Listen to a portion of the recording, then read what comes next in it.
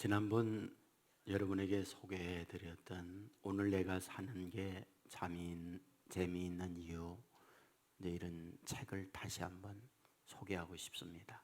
김해남이라고 하는 분이 썼는데, 이분은 정신분석과 전문의사입니다. 이분이 쓴 글을 읽어보면 자신의 일상, 자신의 삶을 솔직하게 공개하고 소소하게 자기의 마음을 표현하고 있기 때문에 많은 독자들이 공감을 갖고 이 책을 읽는구나, 이런 생각을 갖게 됩니다. 이 책에서 이분은 자신의 과거를 가감하지 아니하고 소개하는 것을 볼 수 있습니다. 자신의 인생에 가장 큰 타격을 주었던 것은 고2 때였다. 고2 때에 어떤 일이 있었는가? 자기와 연년생이었던 언니가 있었다는 거죠.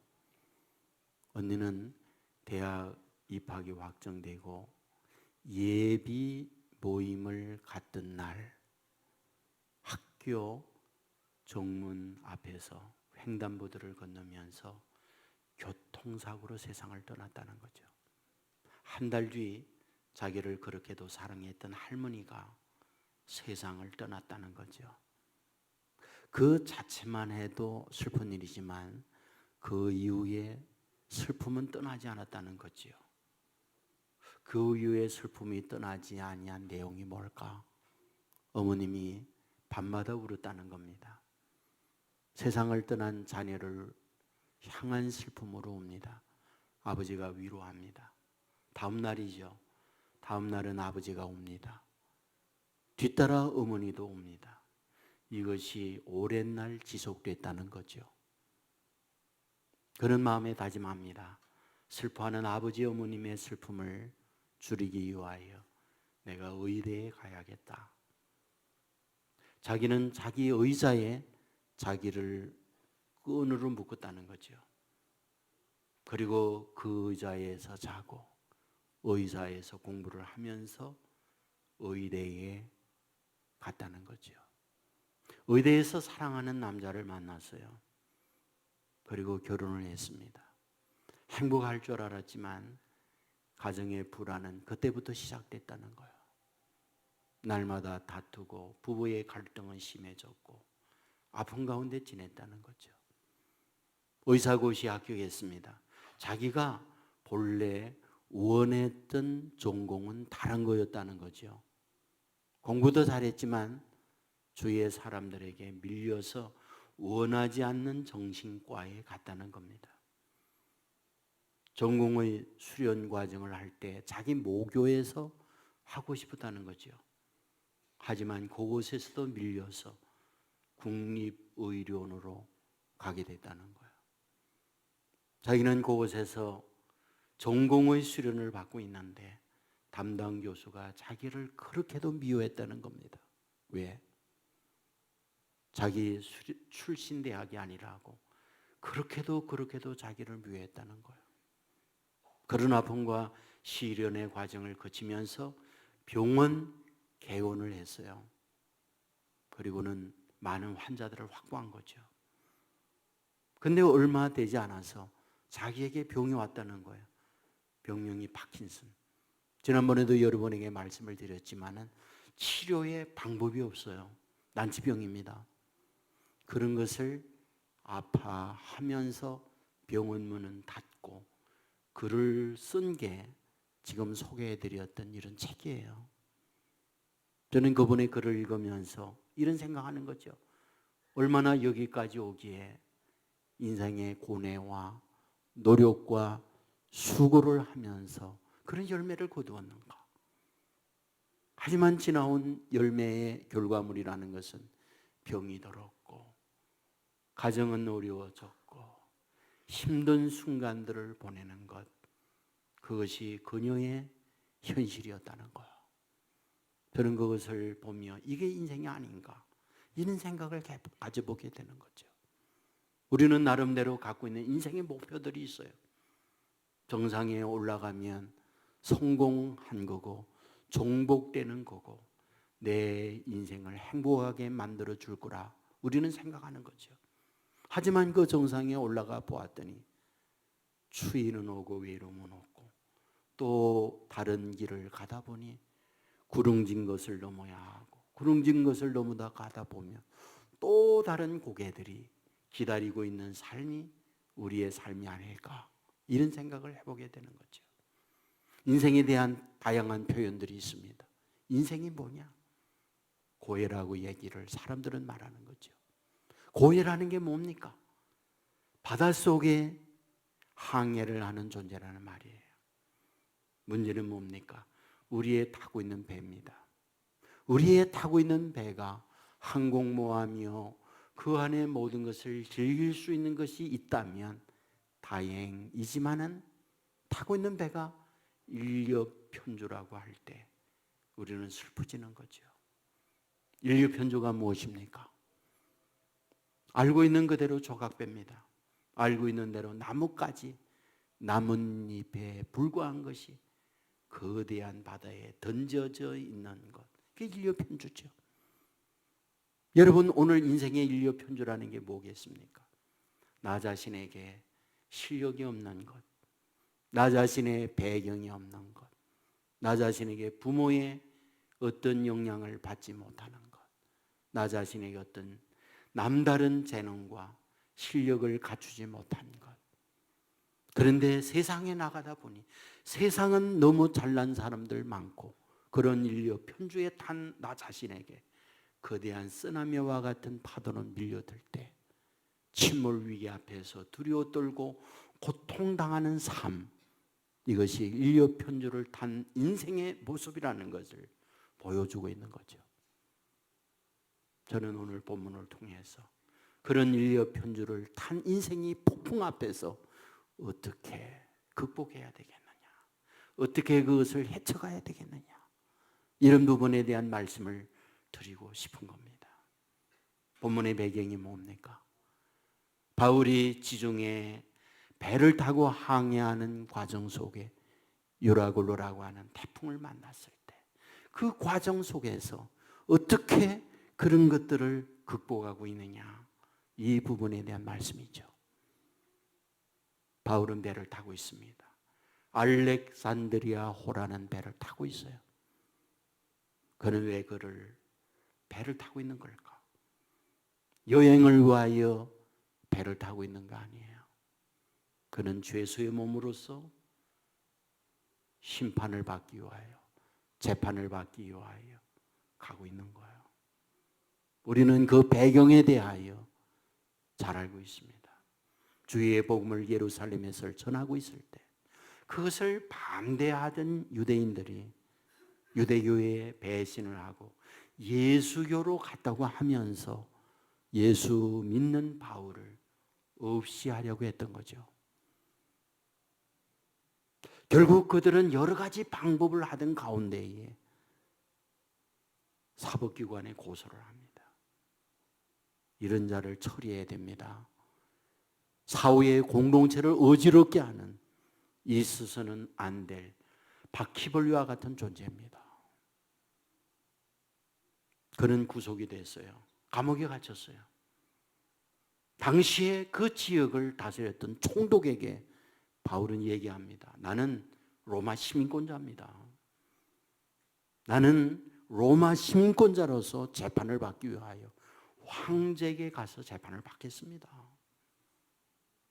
당시의 로마법은 로마 시민권자가 재판을 받게 될 때 황제에게 가서 받는 게 관리였습니다. 결국 그는 죄수의 몸이 되어서 황제에게 재판을 받기 위하여 로마로 압송이 되어 가고 있는 거죠. 그가 탄 배는 단순하게 죄수들만 태우는 배는 아니에요. 화물선이요, 동시에 무역선이요, 동시에 사람들을 태우는 여객선이기도 한 거죠. 문제가 있는 거죠. 바다라는 것. 그 바다라고 하는 것은 언제나 잔잔한 바닷길을 가는 것만이 아니었어요. 바울은 백부장, 자기를 끌어가고 있는 담당 군인에게 이야기했습니다. 그리고 선장과 손주에게도 얘기를 했습니다. 여러분, 내가 보니 이번 항해는 화물과 배만이 아니라 우리의 생명에도 큰 타격을 줄 터이니 항해를 중단하고 이 교훈을 여기에서 묻고 가는 것이 좋겠습니다. 이 말을 들었던 백부장이 성경을 보면 선장과 손주의 말을 바울의 말보다 더 믿더라고 기록되어 있어요. 무슨 말일까요? 선장과 손주라는 말은 뱃사람이라는 말이에요. 뱃사람이라는 말의 의미가 뭡니까? 바다의 사정을 잘 안다는 말이에요. 그리고 배의 형편을 잘 안다는 말이에요. 바울이 누군가요? 뱃사람은 아니에요. 바닷사람은 아니에요. 그렇기 때문에 그런 것을 결정을 내려야 하는 백부장은 소위 전문가라고 할 수 있는 선장과 손주의 말을 따랐다는 거죠. 결과가 어떤가요? 13절 말씀에 보면 남풍이 순하게 불매 그들이 뜻을 이룬 줄 알고 닻을 감아 그레데 해변을 끼고 항해하더니 그레다라는 섬이 있었습니다. 그 섬을 병풍으로 삼고 바람막이를 삼아서 또한 남풍이 순하게 부니까 돛을 달고 항해를 계속하고 있더라, 그 말이죠. 무슨 뜻인가요? 역시 선장과 선주의 말이 오라, 뱃사람의 말이 오라. 바람이 순하게 불잖아. 순풍에 돛단도 항해를 하고 있잖아. 바울, 너는 전공자가 아니잖아. 내 말은 틀렸어. 이 말이란 말이에요. 여러분, 그러나 그 순풍에 돛단 배가 그대로 유리바다와 같은 바다를 항해하고 있었느냐? 아니라는 거예요. 오늘 14절에 보면 뭐라고 기록합니까? 얼마 안 돼요. 섬 가운데로부터 유라굴로라는 광풍이 크게 일어나니, 여기에 관심을 가질 수 있는 단어가 섬 가운데로부터라는 말입니다. 섬 가운데로부터 무슨 뜻인가요? 섬을 바람막이 하고 이 배가 항해를 해요. 그런데 섬 가운데로부터 유라굴로라고 하는 광풍이 일어났다. 여기에 광풍이라는 말은 광자가 미칠 광자입니다. 미친 바람이 불고 있다는 말이에요. 미친 바람이란 무엇입니까? 여러분들, 바람이라고 하는 것은 동에서 서 아니면 남에서 북, 북에서 남, 방향이 있어요. 여러분, 항공기나 배의 운항을 할 때에 바람의 방향이 중요하다는 걸 아시잖아요. 공항에 가면 반드시 풍향계가 있습니다. 어디에서 어느 쪽으로 어느 속도의 바람이 불고 있느냐. 왜? 비행기 이착륙할 때 그 방향이 너무 중요하니까. 배의 항해도 중요하다는 거 아십니까? 바람의 방향이 중요해요. 그래서 그 바람의 방향을 보고 항해의 방향을 정합니다. 그런데 지금 어떠하다는 거예요? 섬이 바람막이가 되어서 섬 옆으로 항해를 하고 있어요. 그런데 섬 가운데로 미친 바람이 불고 있다는 겁니다. 예상 못한 바람이에요. 이 말의 의미는 무엇입니까? 내가 믿었던 것에 발등이 찍혔다는 말이에요. 저것은 배신하지 않을 거다, 바람을 막아줄 거다 했던 그 섬 가운데로 미친 바람이 불어서 배의 항해를 어지럽게 하고 있더라. 무슨 얘기입니까? 내 인생 사는 데 있어서 저 사람만은 나를 믿어줄 거야. 저 일만은 나에게 실망을 주지 않을 거야. 저것이 내 인생의 바람을 막아주는 병풍이잖아, 바람막이잖아. 한 그것이 배신을 하고 실망을 주고 있더라, 이 말씀이라는 거야. 그것도 미친 바람. 여러분, 우리가 이 세상을 살아갈 때 그런 교훈을 만날 수 있잖아요. 그런데 더더욱 절망케 만드는 게 뭡니까? 여러분, 태풍이 대한민국을 관통한다고 하면 하루 이틀 만에 지나가요. 통과합니다. 왜? 너무 빠르니까. 그런데 오늘 본문에 18절에 보면 이렇게 되어 있어요. 우리가 풍랑으로 심히 애쓰다가 이튿날 사공들이 짐을 바다에 풀어버리고 하루가 지났는데 바람이 잦아들지 않더라는 거예요. 그 미친 바람은 계속되고 있더라는 거예요. 그리하여 배에 가득히 실려있는 짐을 버리고 있더라는 거예요. 이 알렉산드리아어는 저 이집트에 엄청난 화물을 실었어요. 그리고 로마로 가고 있습니다. 재산입니다. 풍랑 때문에 더 견딜 수 없어 그것을 다 바다에 던지고 있더라. 이 말씀을 하고 있더라는 거예요. 그것으로 끝이냐? 아니더라는 거죠. 19절에 보면 사흘째 되는 날에 배의 기구를 그들의 손으로 내버리니, 사흘째 되는 날 계속해서 태풍은 계속되니까 이제는 배를 더 가볍게 해야 된다. 그리하여 배에 꼭 필요한 기구들까지라도 배 바다로 던지고 있더라. 얼마나 심각한 상황인가를 보여주고 있는 말씀이 되잖아요. 그런데 더욱 절망시키는 게 있어요. 그게 20절이에요.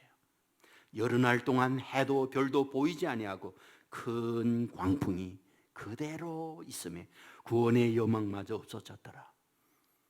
여러 날 해도 달도 보이지 않아요.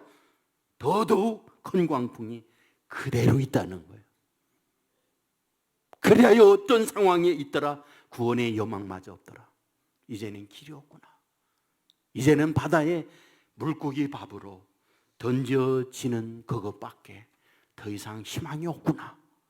이런 상황에 내몰리고 있더라. 본문은 이것을 우리에게 말씀해 주고 있는 거죠. 사랑하는 여러분이요, 오늘 저와 여러분의 사는 인생살이는 어떤가요?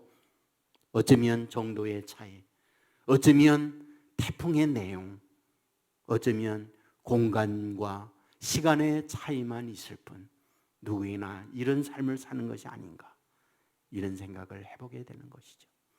질병의 유라굴라를 만난 사람이 있어요. 빨리 지나가겠지 기다려보지만 몇 달이 지나도 나을 기미는 보이지 않아요. 내가 갖고 있는 비즈니스, 이런 경제 위기를 거치기만 하면 될 거야. 그러나 그 어려운 광풍은 여러 날 계속되고 있는 상황을 맞는 경우도 있지요. 사람들과의 관계, 한 해, 두 해 지나가면 좋아질 거야. 하지만 날이 갈수록 더 악화되고 고통 가운데 괴로움을 겪으며 실망하고 배신하고 아파하는 사람들이 있을 수 있다는 거죠. 그리하여 배에 실려있는 화물들을 버리고 이제는 배의 기구에까지 자기들의 손으로 잘라버리고 내어버리는 이런 상황 말이죠. 이 배에 누가 타고 있느냐는 거예요. 바울이 타고 있다는 거예요. 바울이 누구냐는 거예요. 세상의 악질적 죄를 범했기 때문에 그 죄의 죄수의 몸으로 타고 있는 게 아니라는 거죠. 예수 그리스도를 증거하고 복음을 전하는 그것, 자기들과 다르다고 해서 죄수의 몸으로 만들어버리고 그를 태우고 있는 거잖아요. 하나님 앞에, 주님 앞에 바울은 누굽니까? 하나님의 사람이요, 하나님의 사랑을 입는 사람이요, 없어서는 안 될 하나님의 일꾼이 아니냐는 거예요. 그가 배를 타고 가면 있던 풍랑조차도 사라지게 만들어야 되는 게 아니냐는 거죠. 오고 있던 풍랑조차도 이런 하나님의 사람이 그 배에 타고 있으니 비켜가도록 만들어줘야 하는 게 아니냐는 거죠. 그런데 어찌하여 하나님의 사람이 타고 있음에도 불구하고 없는 유라굴라 광풍까지 내몰아치고 이런 어려움을 겪게 하고 있더냐, 이 말이죠. 사랑하는 여러분, 오늘 여기에서 도대체 하나님은 뭘 하려고 주님의 자녀들에게 이 말씀, 이런 환경을 만들어내고 있는 걸까요? 우리는 여기에서 이 말씀을 보며 깨닫게 되는 게 있죠. 아, 인생은 내 생각, 내 계획대로 풀려지는 건 아니로구나. 먼저 이것을 우리에게 보여주고 있지 않나요? 우리는 앞 12절에 그 항구가 겨울을 지나기에 불편하므로 거기서 떠나 아무쪼록 베닉스에 가서 겨울을 지내자, 이것은 그들의 계획이었어요. 이 항구가 겨울을 지내기에 부족한 곳이다. 무슨 뜻입니까? 항구가 좁기 때문에, 동네가 약하기 때문에 그곳에서 즐기고 놀고 쉴 만한 그런 곳이 못 된다. 베닉스, 큰 항구, 큰 도시, 가면 여자들도 있고 맛있는 음식도 있고 즐길 수 있는 유흥도 있고 우리는 그곳에 가야 한다. 나름대로 이런 계획을 그들은 세우고 있더라는 거죠. 문제가 뭘까요? 인생의 그런 계획대로 인생이 열려지더냐? 아니더라는 거예요.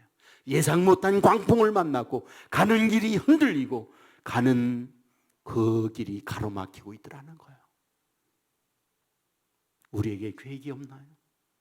자신을 위한 미래의 계획들을 가지고 있어요. 아들, 딸들을 위한 우리의 미래의 설계를 갖고 있어요. 내 경영하는 비즈니스를 위한 여러 가지 삶의 플랜트를 가지고 하나하나 밟아가고 있어요. 여러분의 직장에서 여러분이 어떤 위치에 살아가야 할 건가? 나름대로 계획들을 갖고 여러분의 인생을 살아가고 있다는 말이죠. 그런데 어떻습니까? 그런 계획대로 우리의 인생이 열려지더냐? 아니죠. 예상 못한 광풍을 만나요. 가로막혀요. 무너져 내려요. 아픔과 고통 가운데에 눈물을 흘리는 때가 얼마나 많이 있습니까? 오늘 본문은 우리에게 인생사가 그렇더라, 이것을 보여주는 게 아닐까요? 그런데 여기에서 그런 거로 끝나라고 광풍을 만나 시름 가운데에 내버려 두는 것만이 주님의 뜻인가? 그건 아니라는 거예요. 그렇다면 그런 환경 광풍 속에서 도대체 주님은 어찌하려고, 뭘 하려고, 주의 자녀들을 향하여 주님이 갖고 있는 주님의 의도가 뭔데? 우리가 말씀을 보면서 깨닫는 게 있죠. 그런 광풍 속에 있지만 주님의 자녀들을 광풍 속에서 높여주고자 하는구나. 하나님이 하나님의 자녀에 대하여 어떻게 하고 있는지 그런 광풍 속에서 주위에 있는 사람들로 하여금 알게 하려는 주님의 의도가 있구나. 이것을 발견할 수 있다는 말이죠. 여러분, 어떻게 주님은 이 바울을 높이고 있는 겁니까? 이미 앞부분에서 여러분에게 말씀을 드렸습니다. 바울은 항해 전에 말을 했습니다. 여기에 머무는 게 좋습니다. 항해를 계속할 때 화물이나 배에 큰 타격이 있고 생명의 위협을 얻을 수 있습니다. 주님을 알지 못하는 사람들에게 얘기를 했어요. 백부장은 이런 바울의 말보다 네가 뭘 아니? 선장과 선주, 뱃사람들이야, 그들이 전공자야. 그리하여 그 말을 따랐어요. 그 말을 따른 결과는 유라굴라의 태풍을 만나 죽음의 위기를 맞고 있다는 거죠. 바울은 비전공자였지만 그의 말이 옳았다는 거죠. 그렇다면 무엇을 뜻하는 걸까요? 하나님은 하나님의 사람으로 하여금 그런 환경 속에서 하나님의 사람에게 하나님이 어떻게 역사하는가 보여주고 있구나. 예사로운 사람이 아니었구나. 이것을 이런 과정을 통해서 알도록 만들고 있다는 거예요. 그것만이 끝인가요? 그렇지 않았어요. 22절에 보면 이제는 안심하라. 너의 중 아무도 생명에는 아무런 손상이 없겠고 오직 100분이리라. 안심하라. 우리의 생명에 아무런 지장이 없다. 걱정하지 마라. 이 말을 하고 있더라는 거예요. 바람이 잦아졌습니까? 파도가 잔잔해졌습니까? 바람과 파도가 잔잔했을 때 염려하지 않아도 됩니다. 누구나 할 수 있는 말이죠. 그러나 중요한 사실은 앞부분에 여러분에게 말씀했어요. 여러 날 동안 해도 별도 보이지 않고 큰 광풍이 그대로 있으니라. 큰 광풍이 그대로 있는 그 자리에 바울은 말하는 겁니다. 여러분, 안심하십시오. 우리의 생명에 지장이 없습니다. 그 말을 하고 있더라는 거예요. 그렇다면 이 말씀의 의미가 무엇입니까? 하나님의 자녀는 좌절하고 있는 그들에게 희망을 말할 수 있는 사람이어야 하고, 캄캄한 칠흑 같은 어두운 밤에 여망을 외칠 수 있는 사람이어야 하는구나. 모든 것이 가로막히고 이제는 끝났다고 하는 그 시점에서 아닙니다. 또 다른 길이 있습니다. 이것을 외칠 수 있는 이것이 하나님의 사람이로구나. 그런데 오늘 본문은 바로 하나님의 사람으로서 그같이 외치고 있는 거죠. 놀라운 게 뭡니까? 지금 광풍이 그대로 있는 시점에서 그 말을 하고 있더라는 거예요. 어째서? 하나님이 바울과 함께하는 믿음을 갖고 있으니까. 오늘 이 믿음을 우리가 놓치지 않는다면 바로 광풍이 일어나는 그 현장 앞에서도 하나님은 잘 되게 한다고 말할 수 있는 사람이어야 한다는 거죠. 하나님은 이것으로 끝나지 않았어요. 바울로 하여금 어떻게 합니까? 그들은 다 구출을 받지요. 한 섬 멜리데라고 하는 섬에 안전하게 그들은 다 올라갔어요. 원주민들이 그런 어려움 속에 구출받은 그들을 불을 피워놓고 추위에 떨고 있는 그들을 몸을 녹여주었어요. 불이 사그러져 갈 때 바울이 나무단 하나를 그 불에 던졌는데 이게 웬일입니까? 그 나무단에 독사가 있었어요. 나오면서 바울을 물었어요. 그 원주민들은 즉시 알았죠. 저 뱀에 물리면 모두 죽는다. 저 뱀에 물리고 이 지역에서 살아난 한 사람도 없다. 그러므로 얘기한 거죠. 바다에 구출받은 그가 독사에 물려 죽는 걸 보니 죽어야 할 마땅한 죄가 있나 보구나. 그러므로 그는 죽게 되었구나. 이것은 상식이었고 당시 그들의 환경에서 볼 때는 마땅히 죽어가는 것이 끝이었어요. 하지만 결과는 어떻습니까? 오히려 더 건강해졌어요. 전혀 죽음과는 거리가 먼 모습이었어요. 뭘 뜻하려고? 하나님이 하나님의 자녀들과 함께 할 때 그 광풍이 있지만은 어떻게 보호하고 지켜주시는가? 그들에게 보이고자 하는 하나님의 의도가 있더라는 거예요. 그것만이 아니었어요. 여러분 이것을 보면서 그 지역의 사람들은 그 앞에 머리를 숙였습니다. 왜?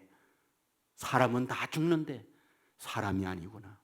사람이었다면 독에 올라 죽어야 마땅한데 저 살아있는 것을 보니 저는 사람이 아니로구나. 저는 신이로구나. 그 지역의 가장 유지 있고 높은 사람이 이런 사람을 한번 모셔야 되겠다. 자기 집으로 안내해서 대접을 합니다. 때마침 그 집에 갔더니 그의 아버지가 열병으로 누워 죽음을 기다리고 있습니다. 이 모습을 보았던 바울은 바로 그 아버지를 위하여 안수기도를 해요.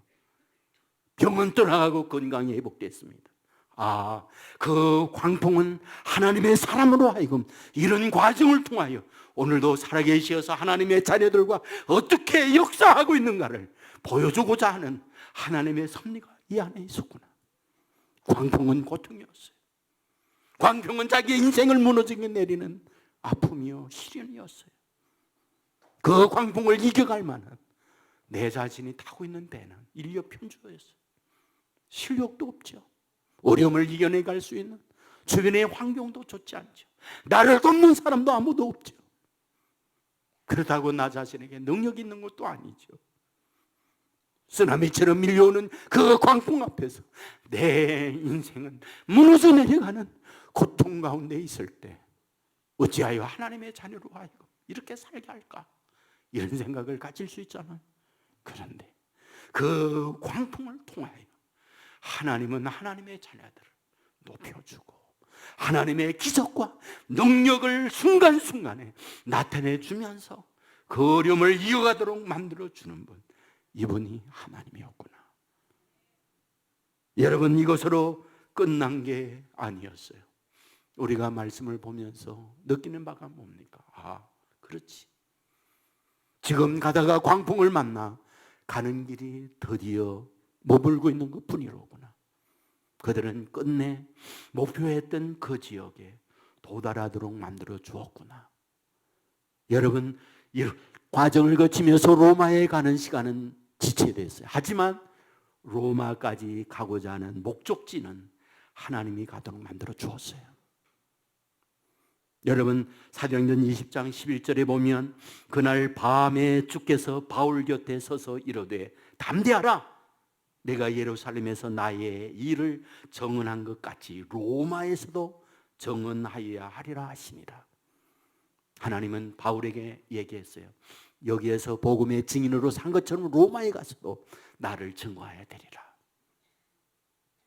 오늘 24, 25절에 보면 바울아 두려워하지 말라. 내가 가이사 앞에 서야 하겠고 또 하나님께서 너와 함께 행하시는 자를 다 내게 주셨다 하였으니 그러므로 여러분이 안심하라. 나는 내게 말씀하신 그대로 되리라고 하나님을 믿노라. 이것은 바울이 하나님으로부터 받았던 말씀을 거기에 타고 있는 승객과 선원들에게 했던 말씀이었어요. 여러분, 우리에게 무엇을 말해주고 있는 겁니까? 이것은 하나님께서 바울로 하여금 예루살렘에서 로마에까지 가게 하는 하나님의 계획이요 섭리였어요. 그런데 가는 과정 속에 가로막는 유라굴라 광풍이 있었죠. 그러나 문제는 뭡니까? 그것은 지체학을 뿐이지 아주 막지는 못한 거였다는 거예요. 다만 가는 길이 느려질 뿐이지 가는 그 길을 근본적으로 막지는 못하는 거였다. 왜? 하나님은 그런 과정이 있었지만 끝내 예루살렘에서 로마까지 가도록 인도해 주셨으니까, 시자 앞에 서도록 만들어 주었으니까 오늘 저와 여러분의 인생도 그러하다는 거죠. 하나님께서 하나님의 자녀들을 향하여 갖고 있는 하나님의 계획들이 있잖아요. 가는 길 가로막힐 때가 있어요. 나 자신이 담배가 인류 편주가 되어서 세상의 거대한 풍랑과 쓰나미 앞에서 휘청거리며 내 갖고 있는 알량한 짐마저 다 버려야 하고 토하고 죽음이 기다리고 있고 해와 또한 달과 별은 보이지 아니하고 근광풍은 그대로 머물러 있는 아픔 가운데 있을 수 있다는 거죠. 하지만 하나님은 그런 과정 속에 순간순간 하나님이 어떻게 주의 자녀들에게 역사하는가를 경험하도록 만들고 있다는 말이에요. 그리고 그 과정을 기다리고 나갈 때 하나님은 그 목적지에 반드시 도착하도록 만들어주고 있더라, 그런 얘기죠. 중요한 게 있어요. 바울은 어떻게 그런 순간들을 버텨낼 수 있었을까? 모든 환경은 무너져 내리고 절망으로 내몰고 있는데 어떻게 그런 것을 버텨낼 수 있을까? 말씀을 보면 단 하나였어요. 바울에게 늘 주셨던 말씀을 바울은 붙들고 있었던 거예요. 너 가이사 앞에 선다. 너 안심해라. 너로 인하여 너에게 준 이 사람들을 다 보호해 줄게. 자기에게 준 말씀들을 붙잡았어요. 여러분, 특별히 23절 말씀에 보면 내가 속한 바 곧 내가 섬기는 하나님의 사자가 어젯밤에 내 곁에 서서 말하되, 무슨 말일까요? 어젯밤 풍랑이는 광풍이 그대로 있는 그 밤에 자기에게 말씀을 해주셨다는 거예요. 안심하라고. 현재 풍랑이 일고 있어요. 환경을 보면은 위로받을 길, 환경을 보면 소망을 가질 길 아무도 없는 거죠. 그런데 단 하나 말씀을 잡은 거죠. 하나님이 주시는 말씀, 안심하라고. 안심할 수 있는 환경이 아닌데 말씀은 안심하라고 한 거예요. 내일의 희망이 보이지 않는 거죠. 그런데 말씀은 절망하지 말라는 거예요. 나에게 가진 게 아무것도 없는 거죠. 다 무너져 내리는 거죠. 그런데 말씀은 바라는 거예요. 내가 함께 한다고. 내가 너를 도와준다고. 너가 원하는 그 자리에 내가 인도해 준다고. 바울은 그걸 잡은 거예요. 그 믿음을 가지고 있었기 때문에 현재의 풍랑이는 그 자리에 흔들리지 않았어요. 버티게 만들었어요. 그 말씀대로 결국은 바울은 로마에 이르도록 만들어줬던 거죠. 사랑하는 여러분이요, 오늘 저와 여러분이 살고 있는 현실도 마찬가지죠. 인생에 풍랑이 없는 사람 누가 있습니까? 더욱이 우리로 하여금 힘들게 만들고 절망케 만드는 건 내 인생의 배가 조각배 인려 편주라는 거예요. 세상의 바다는 정말 끊임없이 나의 배를 향하여 덮치오고 그 항해를 해낼 수 있는 능력은 없고, 그럴 때 우리는 무너져 내리는 거죠. 그런데 그것을 견뎌낼 수 있는 힘, 바울은 말씀이었어요. 말씀을 잡은 거예요. 말씀대로 바울의 길을 인도해 주었어요. 오늘도 주께서 주시는 말씀에 귀를 기울이고 믿음으로 말씀을 붙드는 하나님의 자녀들에게 말씀대로 저와 여러분의 인생을 항해하도록, 그리고 목적지에 이르도록 만들어주는 은혜를 주실 줄 믿습니다. 이 은혜가 이 자리에 참여하고 있는 저와 여러분, 여러분의 가정에 넘쳐나기를 주님의 이름으로 축원합니다. 우리 모두 자리에서 일어나